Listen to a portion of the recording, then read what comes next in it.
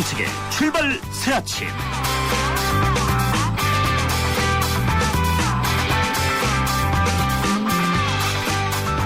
새해가 됐는데 정치권은 더 바쁜 것 같습니다. 정말이지 영일이 없군요. 이 국민들 살림살이 걱정하느라 그랬으면 좋겠지만 사실은 지방선거가 닥치기 때문입니다. 여러분 안녕하십니까. 출발 새 아침의 진우책 변호사입니다. 지방선거가 불과 5개월 남았는데요. 여당은 확연히 하락하고 있는 박근혜 정부에 대한 지지도가 걱정입니다. 야당의 걱정은 더 크죠. 바로 안철수 신당 때문입니다. 아직 만들어지지도 않은 정당의 지지도가 민주당보다 훨씬 높으니 이걸 어떻게 해석해야 합니까? 안철수 신당도 바쁘긴 마찬가지입니다. 아직은 지명도 있는 사람들이 잘 보이지 않기 때문이죠. 여당도 구경만 할 수는 없게 되었습니다. 야권 연대는 불보듯 뻔해 보이는데 그럴 경우 지방선거에서 패배할 가능성이 아주 높아지기 때문입니다. 2014년 1월 3일 금요일 순서입니다. 오늘은 있을지 모를 야권 연대의 두 축인 민주당과 안철수 신당을 인터뷰하겠습니다. 2부에서는 민주당의 리딩 플로어 전병헌 원내대표를 연결하고 3부에서 안철수 신당 창당 작업을 지휘하는 김효석 새정치추진위 위원장을 연결합니다.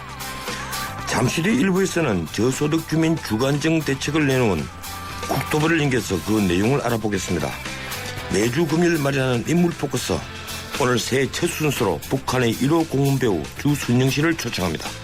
정책의 출발사 지금 출발합니다.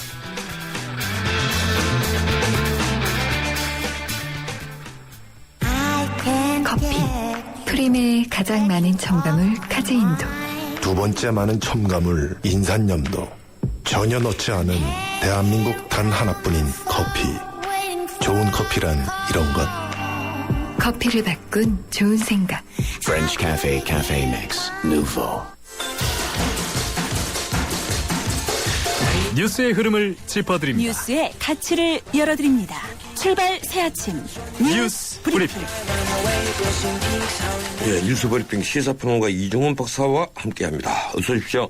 네, 안녕하십니까. 오늘 조간 헤드라인 어떻게 되겠습니까? 네, 5.24 조치 4년 남북 이젠 대화로 이런 제목도 있고요. 북한 주민 90%가 이미 시장화.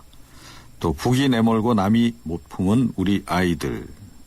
이런 내용도 있습니다. 학생, 학부모 역사 왜곡 교과서를 거부하다. 이런 것도 있고요. 학벌사회 수치로 입증됐다. 오늘은 헤드라인이 제각각입니다. 예, 그래도 북한 관련된 헤드라인이 3개나 되군요. 네. 예, 어제 김기춘 비서실장이 개각을 고려하지 않다고 긴급 기자 간담회를 했는데, 기자회견인지 간담회인지 그렇군요. 고위공직자 물갈이는 지금 현재 진행형 아닙니까? 어떻습니까? 총리실에 10명이나 어제 사표를 냈는데. 네, 그렇습니다. 이 김기춘 실장이 어제 오후에 예고 없이 춘추관을 찾아서 기자회견을 가졌습니다. 지금 경제회복 불씨를 살려서 지속적인 경제발전 도모해야 하고 엄중한 안보환경 속에서 국가안보 공고히 지켜나가야 하는 중대한 시기다. 박 대통령은 전혀 개각을 고려하지 않고 있다. 이 말만 남기고 20초 만에 그냥 내려가셨어요. 예. 그래서 굉장히 불친절한 그런 설명이었다. 이런 얘기도 기자들 사이에서 좀 많은데, 그 반면에 유정복 안전행정부 장관은 어제 그 공직 이기주의를 버리고 철밥통을 깨야 한다. 그러면서 부처별로 1급 공무원에 대해 일괄 사표를 받을 가능성을 배제할 수 없다. 이렇게 또 언급을 했어요. 총리실에 이어서 다른 부처로 확산되는 거 아니냐, 이런 그 관측이 없잖아 있었는데 어저께 유 장관은 그걸 좀 확인시켜준 그런 그 발언을 했습니다. 예. 어떻든 이 개각이 없다는 내용을 대통령 비서실장이 해야 될 것인지 아니면 이 국무총리가 이 내각을 통할하도록 되어 있으니까 국무총리가 좀 했으면 어땠을까 하는 그런 생각을 저는 해봤습니다만. 네. 예. 1급 공무원이 우리나라에 모두 몇 명이나 되는 겁니까? 궁금하시죠?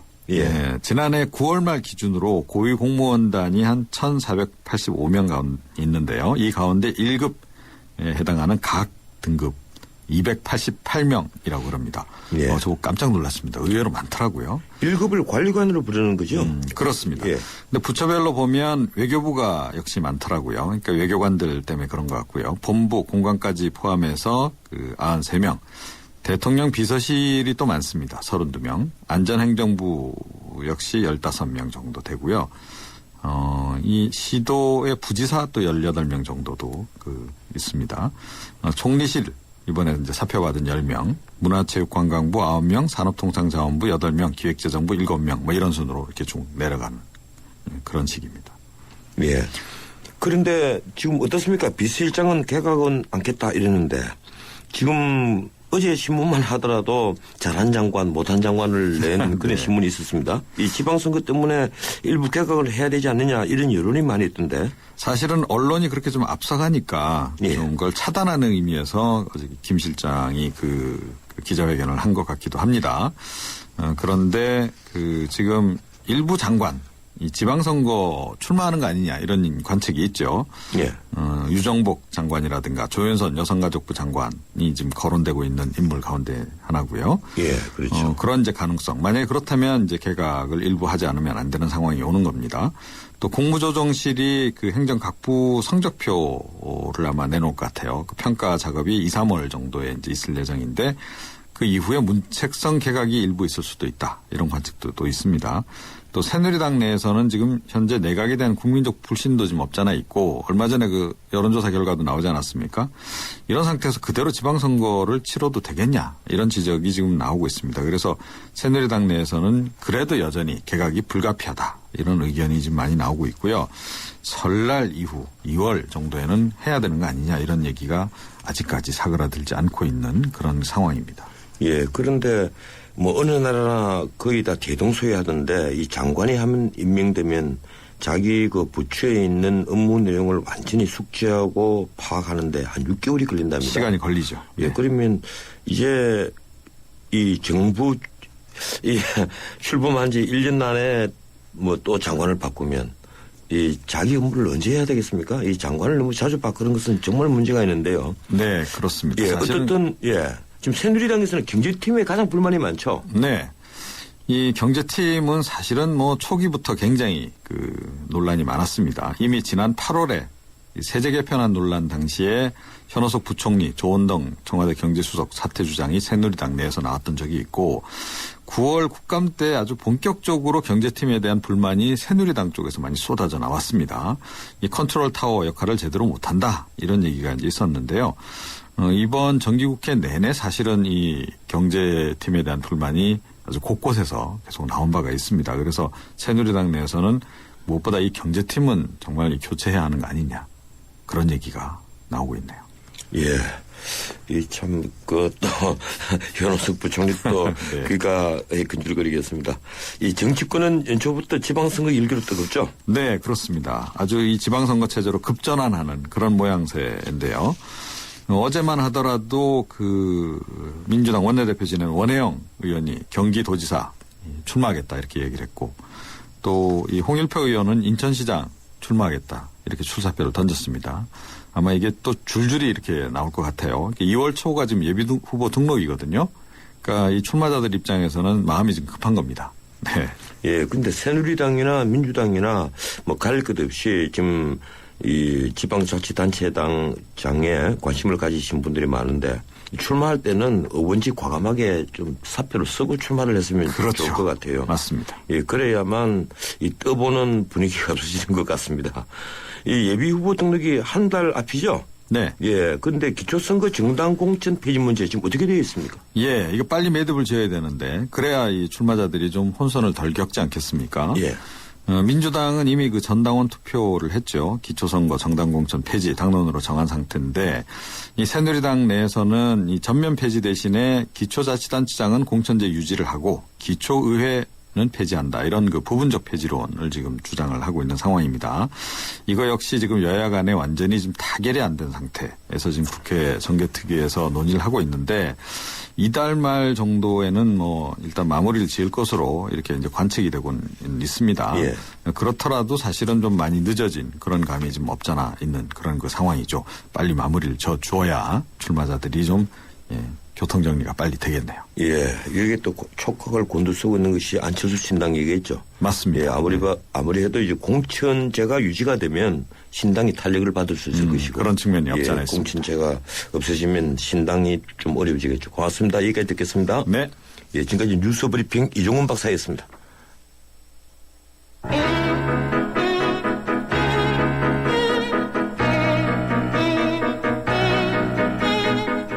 시장에서 가장 중요한 목소리는 지금 이 방송을 듣고 계시는 여러분들의 목소리입니다. 샵 0945 50원의 유료 문자 메시지와 YTN 라디오 모바일 앱 예스를 통해 지금 여러분의 의견을 남겨주세요. 가장 소중한 인터뷰가 될 것입니다.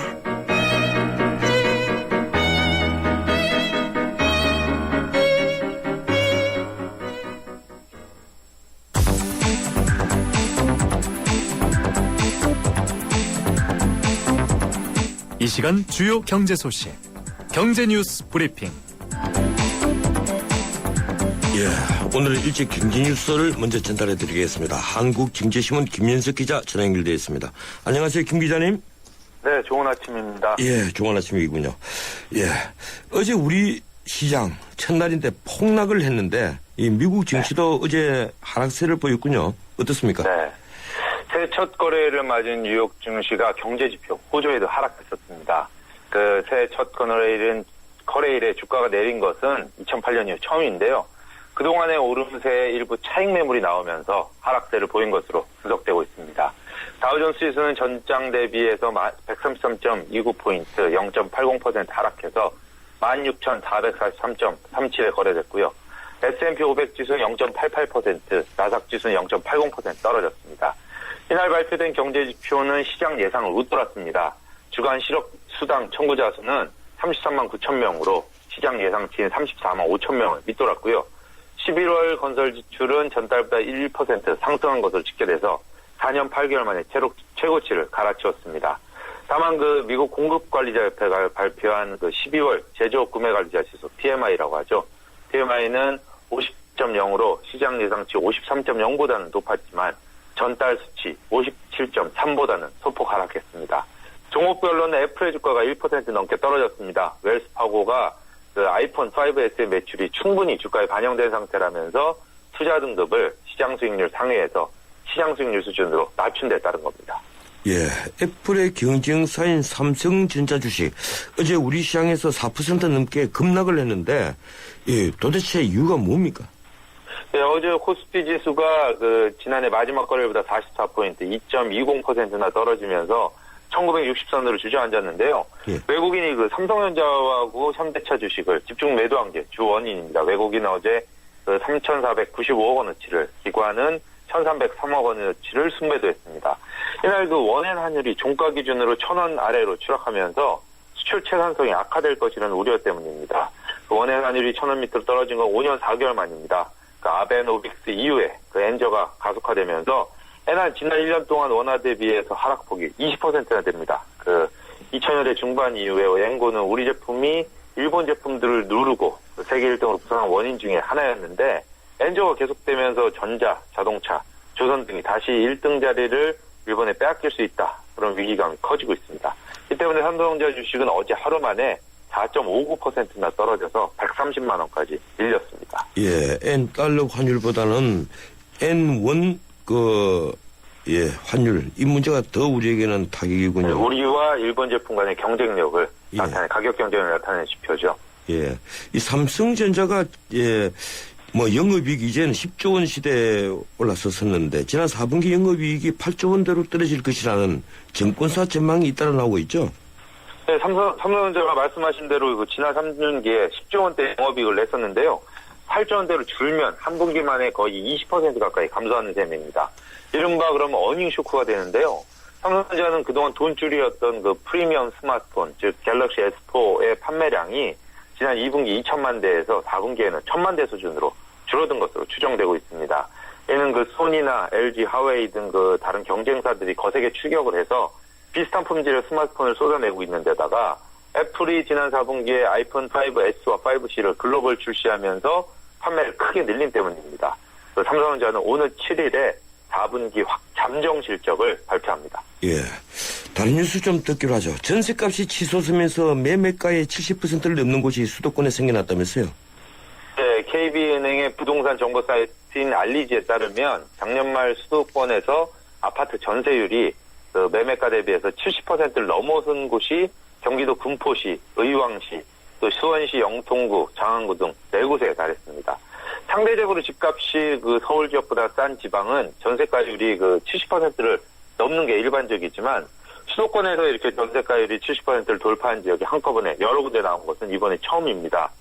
문제는 그 전세값이 매매가의 70%를 넘게 되면 집이 나중에 경매로 넘어갈 경우에 보증금 회수가 어려워질 수 있다는 점입니다. 이른바 깡통주택에 대한 위험이 커지는 겁니다.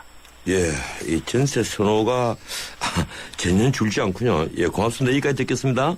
네, 감사합니다. 예, 지금까지 경제뉴스 브리핑, 예, 한국경제신문의 김민석 기자였습니다. 뉴스를 창조하는 시사 프로그램, 뉴스를 풀어내는 시사 프로그램, 전원책의 출발 사진. 저소득 주민의 주거 안정을 위해 앞으로 매입 전세 임대주택 거주기간이 10년에서 20년으로 크게 늘어난다고 국토부가 어제 발표했습니다. 매입 임대주택은 임대업자가 주택의 소유권을 취득하여 임대하는 주택입니다. 그리고 전세 임대주택은 LH 공사나 지방자치단체가 최저소득층에게 현재 살고 있는 기존 주택에 대해 전세계약을 체결한 뒤 저렴하게 재임대하여 주는 제도입니다. 자세한 내용, 이 제도 도입 실무를 맡은 국토교통부 복지과 김동기 서기관을 연결해서 듣겠습니다. 전화 연결되어 있습니다. 안녕하세요, 김동기 서기관님. 네, 안녕하십니까. 예, 이 연초에 이 국무를 처리한다고 굉장히 바쁘시겠습니다. 네, 예. 네. 어제 그 국토부에서 저소득 주민의 주거 안정을 위해서 주거복지 개정안을 발표했는데요. 취지를 간단히 설명해 주시겠습니까? 네, 이번 개정안은 저소득 주민의 주거 안정성을 강화하고 생활안정 기반을 마련하는 데 기여할 수 있도록 하는 취지에서 기존주택 매입 전세임대 제도를 개선하여 임대주택 거주자와 수요자의 주거 불안을 해소하고 벤처 창업가 등 청년 창업가와 중소기업 취업자, 신혼부부 등에게 생애 주기별 주거 지원을 강화하기 위한 내용입니다. 예, 그러니까 생애 주기별 복지 계획의 일환으로 지금 하는 일이군요. 네, 그렇습니다. 발표 내용을 보니까 매입 전세 임대주택의 거주기간이 현행은 10년이잖아요. 2년씩 5번 연장할 수 있으니까 10년인데 20년으로 크게 늘린다고 되어 있습니다. 현재 공공임대, 영구임대, 국민임대 이런 걸 제가 알고 있는데 공공임대 주택에만 해당하는 겁니까? 네, 그렇다고 볼 수 있습니다. 지금 그 사업 내용은 사업 시행자인 LH와 S공사 등이 다가구 등 기존 주택을 매입하거나 전세를 얻어서 입주자에게 임대하는 것입니다. 예, 그렇군요. 기초생활수급자, 보호대상 한부모 가정과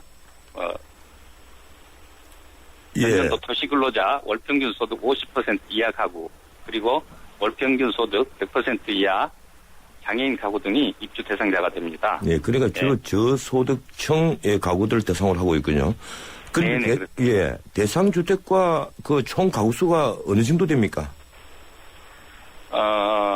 2004년에 도입된 매입 임대는 지난해까지 약 6만 1천 호가 공급되었으며 2005년도에 도입된 전세 임대는 약 10만 2천 호가 공급되어서 총 16만 3천 호가 공급되었습니다. 예, 그러니까 매입 임대주택보다는 전세 임대주택이 한 4만 가구 정도 더 많군요.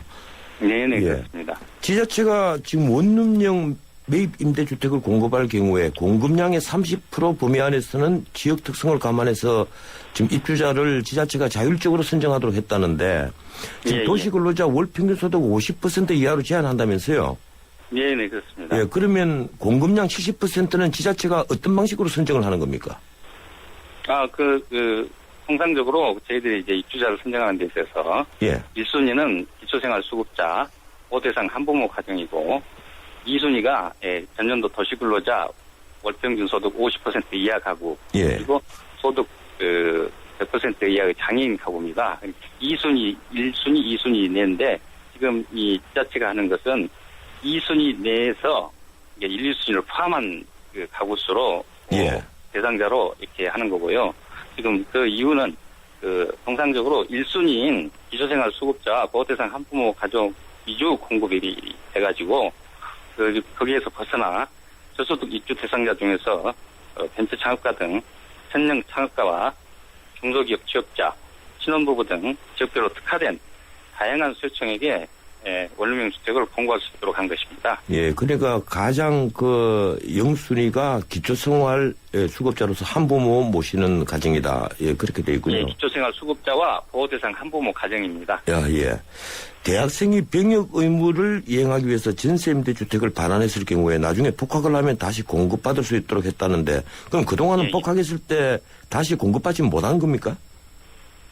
아닙니다. 작년에 이제 그 제도가 도입이 됐었는데 복학을 할 경우에 당초 자격을 유지하도록 했습니다. 예, 그렇군요. 당초 자격을 유지한다면은 이제 기초생활 수급자였으면은 기초생활 수급자여야지 만약에 일반 가구가 소득이 좀 늘어나서 일반 가구가 된 경우에는 해당되지 않는 경우가 되는 불합리한 점이 있어서 이걸 제도를 개선해서 병역 의무를 이행한 경우에는 소득이 조금 향상돼서 하더라도 다시 지원받을 수 있도록 이렇게 개선을 한 것입니다. 예, 이번 제도 개선으로 신혼부부에게도 전세임대 주택 선택폭이 커졌다면서요? 예, 어느 정도로 커진 겁니까? 신혼부부 경우 이제 그 자기 거주지 시에서 주택을 물색을 했어야 되는데 주택을 구하기가 어려울 경우 인근 도시에서도 주택을 구할 수 있도록 이렇게 개선한 것입니다. 예, 그러니까 자기가 살고 있는 시군에 한정을 하다가 도내로 확대를 했다는 거죠? 예, 그렇군요. 예. 그리고 주거복지 정책은 대부분 한부모 가정이나 기초수급자 아까 말씀하신 대로 그게 이제 해당되는데 대학생 주거복지는 3순위가 많지 않습니까? 대부분 일반 가구 대학생들인데 그 수요와 물량 어느 정도가 됩니까? 그렇지 않습니다. 대학생용 물량은 3,000호 정도인데 대다수가 저소득 가구 대학생입니다. 지난해 그렇습니다. 지난해 공동거주를 포함한 전체 수혜자 3,587명 중에서 649명이 일반 가구 대학생이었습니다. 일반 가구 학생은 얼마 되지 않군요. 거의 다 중이고. 예, 고맙습니다. 그런데 이번 대책 외에도 올해 주거복지와 관련해서 준비하고 있는 정책들이 있으면 짧게 소개 부탁드리겠습니다. 네. 올해 10월 1일부터 새로운 주거급여 제도가 시행되는데 국민 기초생활보장법에 따라 시행되는 현행 주거급여 제도는 대상자 수가 적고 주거비 부담과 무관하게 지급되었습니다만 새로 시행되는 주거급여 제도는 거주 형태, 임대료 부담 수준 등을 종합 고려하여 주거비 지원 기능을 강화하는 것이 특징입니다. 새로운 제도 시행에 따라 수급자 수가 현행 73만 가구에서 97만 가구로 약 24만 가구가 증가하고 가구당 월 평균 지급 금액도 현행 8만 원에서 11만 원으로 3만 원가량 증가할 것으로 전망됩니다. 예, 고맙습니다. 여기까지 듣겠습니다. 네, 감사합니다. 이른 아침 전화 연결돼서 정말 고맙습니다. 지금까지 국토교통부 김동기 서기관이었습니다. 한 가지만 더 알려드릴게요. 요즘 해킹을 통한 무역대금 사기가 기승해버린다네요. 매번 똑같은 이메일이라고 방심하지 마시고 송금 전에는 전화를 통한 계좌 확인 잊지 마세요. 해킹으로 인한 무역대금 사기 방지 캠페인 한국무역협회와 경찰청, 전국은행연합회가 함께합니다. 출발사 아침 1부였습니다. 잠시 후에 2부 이어갑니다. 천년왕국 신라의 수도 경주. 인구 100만 명을 넘어선 거대 도시 경주는 당시 세계적인 국제무역항이었습니다. 1500년 전 아랍과 인도, 동남아시아, 심지어 아프리카에서 온 수많은 사람들이 신라 사람들과 어울려 경주 시내를 활보하는 모습은 지금의 국제도시 서울과 다르지 않습니다.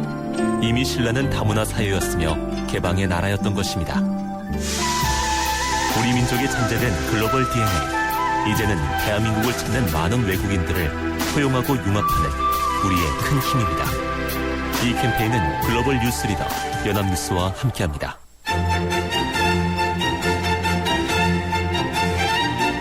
출근길 정통 시사 라디오 프로그램 YTN 라디오 전원책의 출발 새 아침. 출발사 아침 2부 순서 시작합니다. 지금 시간은 7시 33분 50초 되고 있습니다. 교통정보 알아보겠습니다. 김민환 캐스터. 네, 출발 새 아침 교통정보입니다. 새해 금요일 아침입니다. 출근길 교통량 곳곳에 늘어나고 있는데요. 먼저 내부순환로 성수대교 방면 정릉내부구가 2차를 졌던 추돌 사고 때문에 양 방면이 밀리고 있습니다. 우선 성수 방면 홍지램프부터 정릉 터널까지는 시속 20km 미만입니다. 반대 성산대교 쪽으로도 기름 램프부터 정릉 터널을 지나는 데는 서행입니다. 동부가선도로 도심 쪽 이동하는데 상계교부터 월계 1교, 이후 중랑교부터 성수 분기점까지는 각각 속도가 내려가 있고요. 반대 외곽 의정부 쪽으로는 아직은 무난하게 진행하고 있습니다. 출발 새 아침 교통정보였습니다. 웰빙 건강 한국문화 실용복지 실력이 참 좋은데 원광 디지털대학교 선취업 후진학의 기회가 참 좋은데 원광 디지털대학교 주부도 직장인도 꿈을 이루기 참 좋은데 물론 원광 디지털대학교지. 차민재를 키우는 특성화 사이버대학 원광 디지털대학교 1월 3일까지 신편입생 모집. 삼성증권 모바일 엠팝 100배 페스티벌. GS 칼텍스에서 포인트를 100배나? 그럼 리터당 500포인트? 삼성증권 엠팝으로 신규 거래하면 GSM 포인트를 100배로 드립니다. 여보 100배래. 삼성증권 엠팝 깔아봐. 1월까지 신청 시 월 최대 100리터까지. 자세한 이용 조건은 홈페이지 참조. 투자 손실에 유의하세요.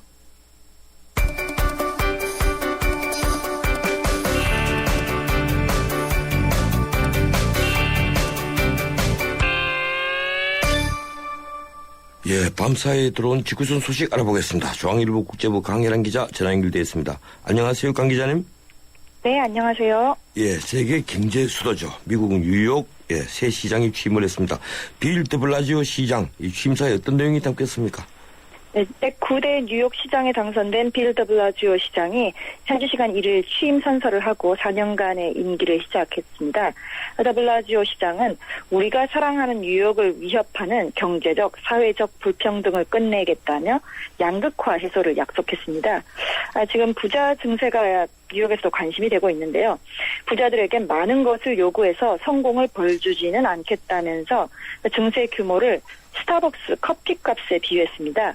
부자들의 세금이 늘어나는 규모가 하루 한 $3 안쪽이라면서요. 스타벅스에서 매일 두유라떼 작은 컵 한 잔 마시는 것 정도라는 것입니다. 더 블라지오는 지난해 11월 선거에서요. 소득 불평등 해소를 앞세워서 압도적인 표차로 당선돼서 민주당에게 20년 만에 뉴욕 시장직을 되찾아줬습니다. 예.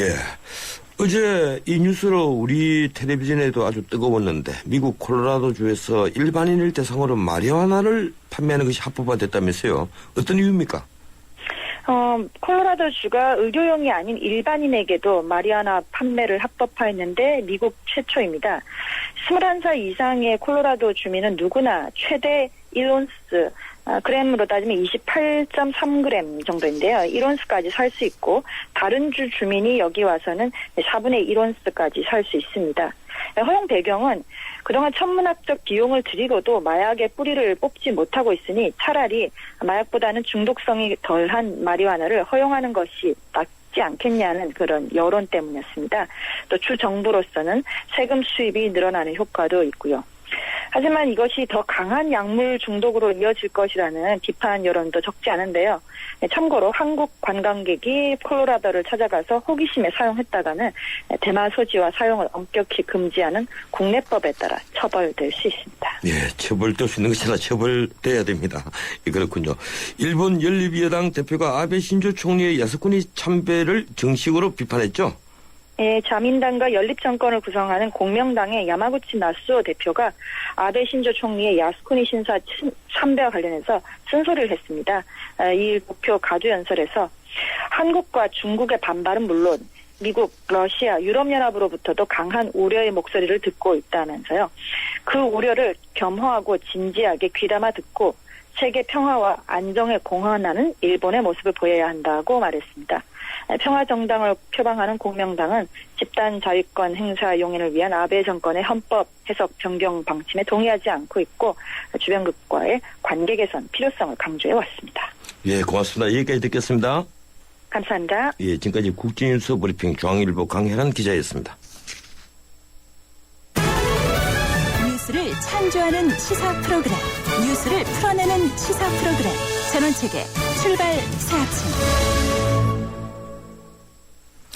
예, 지방선거가 불과 5개월 남았습니다. 예산안과 주요 쟁점 법안들을 처리한 정치권이 지방선거 승리를 위해 바쁘게 움직이고 있는데요. 이 새누리당은 현충원을 참배한 뒤에 어제 당사에서 시무식을 가졌습니다.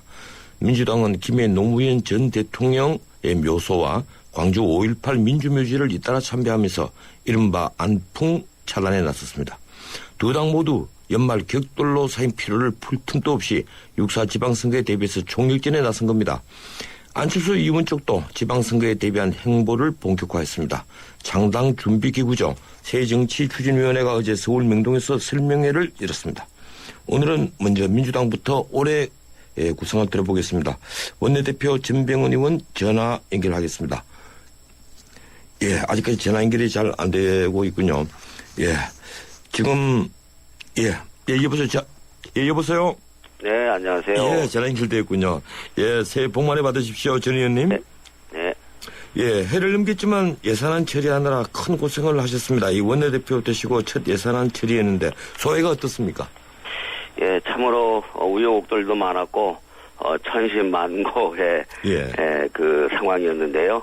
어찌됐든 참 모처럼 여야가 합의해서 예산안을 처리했다라는 데는 상당한 의미가 있다고 생각을 합니다. 또 이번 예산안은 우리가 주장했던 이 보육 예산이라든지 또 학교급식이나 학교 전기요금 등 민생 예산이라는 측면에서 일정한 성과가 있었고요. 예. 또 부자 감세 철회를 사실상 처음으로 이뤄내서 이른바 서민과 월급쟁이의 유리지갑 터는 일을 최대한 막아냈다라는 데 의미가 있다고 생각을 합니다. 어찌됐든 하여튼 이 모처럼 여야가 합의해서 예산안을 처리하게 된 데 있어서는 지각 처리는 됐습니다만 그 나름의 의미가 있어서 국민 여러분들께서 그런 점을 좀 평가해 주셨으면 하는 그런 바람이 있습니다. 예, 민주당 입장을 아주 잘 정리를 해 주셨군요. 천신만고라는 사자성어에 다 들어간 것 같습니다. 예. 그런데 이 국정원 개혁안, 아이오 정부기관 출입금지를 법에 명시하지 않으면 안 된다. 이렇게 이제 김만길 대표가 브레이크를 걸었었는데, 어떻든 절충이 됐습니다. 어느 정도 만족하십니까? 예, 저희들이 국정원과 여당이 받아들일 수 있는 한계점까지는 충분히 밀어붙였다고 생각을 하고요. 예. 그 정도의 법조문을 가지고 가장 중요한 것은 이제 규칙을 만드는 문제인데 이 아이오 출입과 관련된 법률에 근거한 규칙을 만들어 내므로서 상당한 강제성을 갖게 될 것이고요. 그 규칙은 당연히 심사 과정에서도 있었습니다만 국정원 개혁 특위에 보고를 하고 동의를 받는 절차를 받아서 하기 때문에 아주 실효성 있는 그런 규칙과 조항이 될 것이라고 생각을 합니다. 예, 지금 외국인 투자 촉진법, 이 박영선 의원이 상정을 거부하면서 진통을 겪었는데, 예, 원래 여야 원내대표들이 처리하기로 합의했던 것 아니었습니까? 어떻습니까? 예, 어찌됐든 저희들은 기본적으로 외국인 투자 촉진법에 대한 우리 당내의 반대를 충분히 이해하고, 분명히 반대의 이유가 확실한 그런 문제 있는 법안이었습니다. 그러나 그럼에도 불구하고 대통령이 이 법 하나만큼은 꼭 처리해달라고 끈질긴 요구가 있었고 저희들은 또 부자감세 철회법과 국정원 개혁법 등 상당한 입법적인 성과가 있었기 때문에 정치라는 것이 꼭 어느 일방의 요구만 100% 완전히 완성할 수는 없는 것 아니겠습니까? 예. 그런 측면에서 저희가 불가피하게 외국인 투자 촉진법을 이번에 처리를 해주고 과연 이 외국인 투자 촉진법이 그렇게 대한민국 경제를 활성화시키고 일자리를 이렇게 많이 만들어내는 것인지 저희들은 앞으로 지켜보도록 하겠습니다. 어찌됐든 저희는 대통령 말씀처럼 이 법이 그야말로 경제를 활성화시키고 일자리를 만들어 내기를 바랍니다만 그러나 현실과 사실과는 상당히 격차가 있지 않을까라는 그런 문제의식을 갖고 있고, 오히려 이것이 일정한 재벌에 대한 특혜나 재벌의 지배 구조에 대한 일정한 규제 장치를 상당히 흐트러뜨릴 수 있는 그런 위험성이 상당히 내포하고 있기 때문에 앞으로 이 법의 집행과 그 적용 과정에 아주 상당한 촉각을 세우고 저희들이 견제를 해 나갈 것입니다. 예, 뭐 다들 지켜보고 있지 않겠습니까? 네, 그렇습니다. 네. 이 철도 노조 파업으로 그 문제됐던 철도 민영화 문제, 앞으로 이제 철도 발전 소위원회에서 논의를 하기로 되어 있는데 어떻습니까? 네. 국회에서 논의하는 것이 구속력을 가지게 되는 겁니까? 뭐 충분히 그 국회는 입법부이기 때문에 그 소위의 성과가 법률로 이어진다면은 충분한 그런 규제적인 그런 구속적 성격을 갖게 될 수 있겠죠. 또 아울러서 여야 노정이 이렇게 합의해서 철도산업발전소위원회를 구성하기로 한 만큼 이 철도산업발전소위원회의 결과는 당연히 구속적인 효과가 정치적으로나 정책적으로 있으리라 생각을 합니다. 하여튼 저희들로서는 이 국회 철도산업발전소위원회 구성을 통해서 철도노조 파업이 일단락됐다는 측면에서 저희들은 민주당이 그나마 그 정치 부재의 현실에서 정치의 본 모습을 보여줬다고 생각을 하고요. 어찌됐든 파국 열차를 막고 국민의 불편을 해소할 수 있어서 보람을 느끼고 있는 그런 사안입니다. 예, 지금 지방선거가 5달이 채 남지 않았습니다. 예, 민주당 이번 지방선거 어떤 슬로건으로 나설 생각이십니까? 예, 저희들은 모든 선거는 사실은 정권에 대한 평가의 성격을 갖게 되는 것이죠. 지난 1년간 박근혜 대통령께서 보여준 통치 스타일은 불통과 오만과 독선이라고 국민들이 많이 걱정을 하고 있다고 생각을 하고요.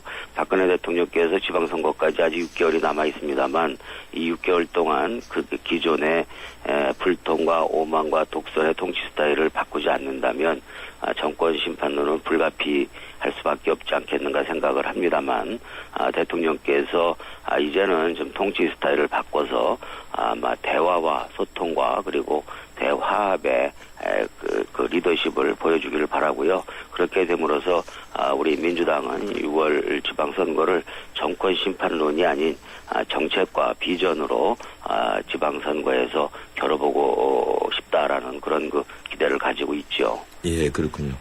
어제 이 영호남을 모두 다 가는 강행군을 했습니다. 예, 김해 노무현 대통령 묘소도 했는데 그건 미리 예정돼 있었지만 광주 5.18 민주묘지는 그 전날 급작스럽게 결정했다고 제가 들었습니다. 이 언론에서는 안풍을 차단하기 위해서 그렇게 한다 이렇게 호들갑을 떨었는데 어떻습니까? 호남 지지가 신경이 쓰이는 겁니까? 호남 지지가요? 예, 호남 지지율이 지금 안철수 신당에 대해서 매우 높고 민주당이 낮다고 제가 들었습니다. 예. 우리 호남과 광주 정신은 민주당의 근간이고 뿌리입니다. 예. 그래서 약간의 소위 어떤 분위기에 대해서 저희가 일희일비를 하지는 않고 있고요. 저희들은 어느 시대보다도 지금 굉장히 민주당이 여러 가지 많은 성찰과 또 이 내실을 다져야 할 시기다라는 점을 충분히 알고 있고 이와 같은 저희들의 자세와 각오를 우리 민주당의 근간인 광주와 호남 지역 주민들에게 전달하고 싶어서 가게 된 것이고요. 가장 중요한 것은 갑작스럽게 결정됐다기보다도 일정을 가급적이면은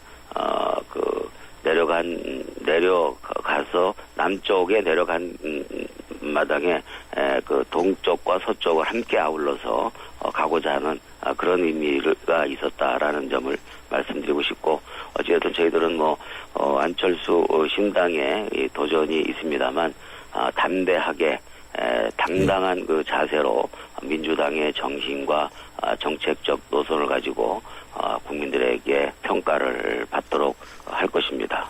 예, 이 김한길 대표가 광주 국립묘지를 참배한 후에 양무 호남 심의 국가, 그러니까 호남이 없으면 국가가 없다 이런 말을 남겼는데 호남의 민심이 지금 민주당으로 원래 민주당이 호남이 뿌리라고 아까 방금 말씀하셨는데 네. 지금 안철수 신당 바람이 워낙 부니까요. 이 호남 민심이 민주당으로 돌아올까요? 어떻습니까?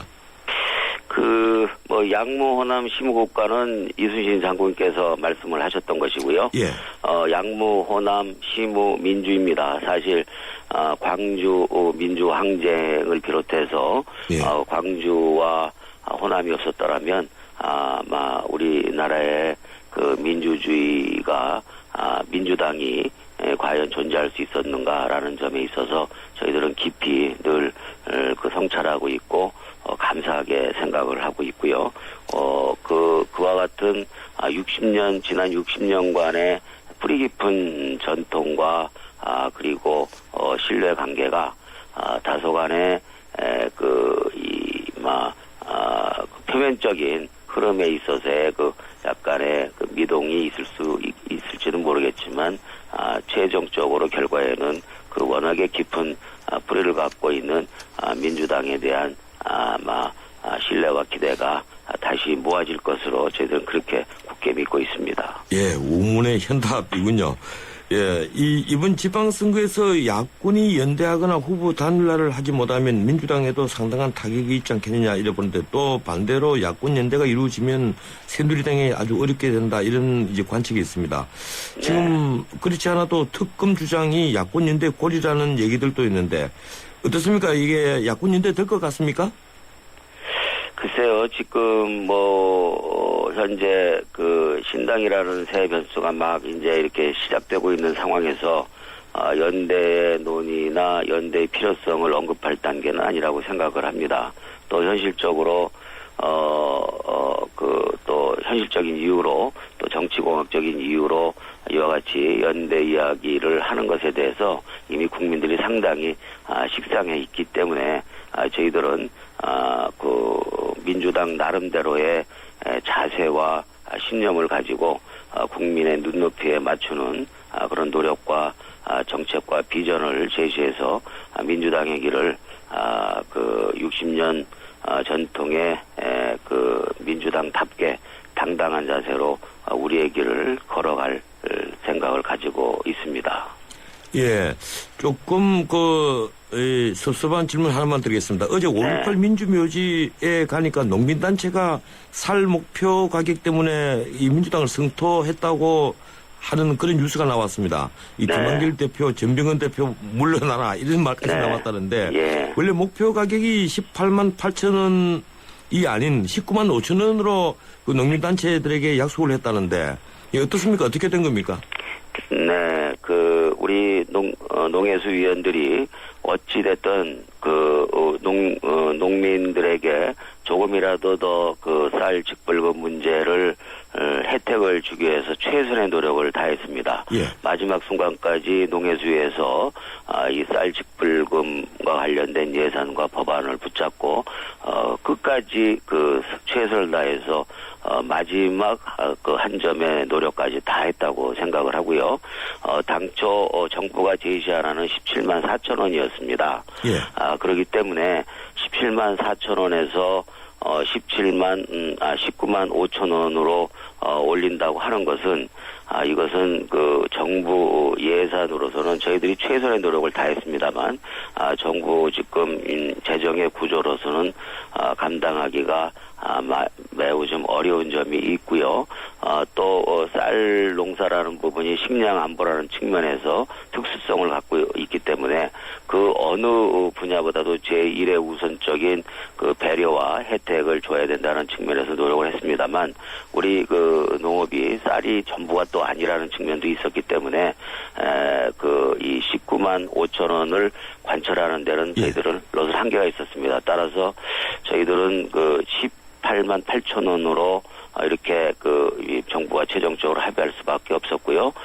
그것은 정부 당초 잠정적인 여야가 합의했던 18만 원보다도 약 5천억 이상이 증액된 그런 예산입니다. 그래서 그렇죠. 결코 적지 않은 예산이고요.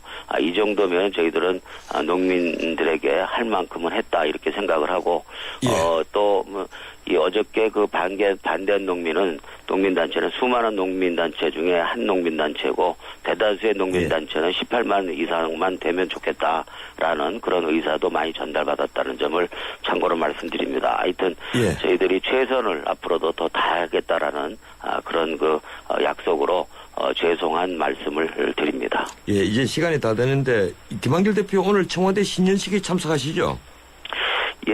기본적으로 특별하게 예산안도 모처럼 합의 처리가 되었고 해서 특별하게 신년 할애에 대해서 초청을 받았습니다. 함께 가십니까? 결정된 것은 아니고요. 잠시 후에 있을 최고회의에서의 논의를 통해서 최종적인 그런 참석 여부를 결정할 예정입니다. 그렇군요. 함께 가시는 건 아니고요. 네? 함께 가시는 건 아니고요. 저도 당연히 초청을 받았고요. 지금 저희들이 초청받은 대상들이 당대표, 원내대표 그리고 상임위원장들이 참석 초청 대상자입니다. 알겠습니다. 고맙습니다. 여기까지 듣겠습니다. 네, 고맙습니다. 지금까지 민주당 원내대표 진병헌 의원이었습니다. 침대는 과학이다. 침대과학 50년이 이룬 세계 최고 기술력. 배우던 나라에서 가르치는 나라로. 우리 침대에서 자기 할 것이다. 전 세계인을. 에이스 침대. 아빠는 얼음 낚시. 엄마는 눈조각 구경. 예쁘네. 나는 썰매 타기. 온 가족이 함께하는 동강 겨울축제가 12월 27일부터 열립니다. 겨울 낚시도 얼음 축제도 동강에 다 있습니다. 동강에서 만나요. 제2회 영월 동강 겨울축제. 출발 사심 2부였습니다. 8시 10분에 3부 이어갑니다.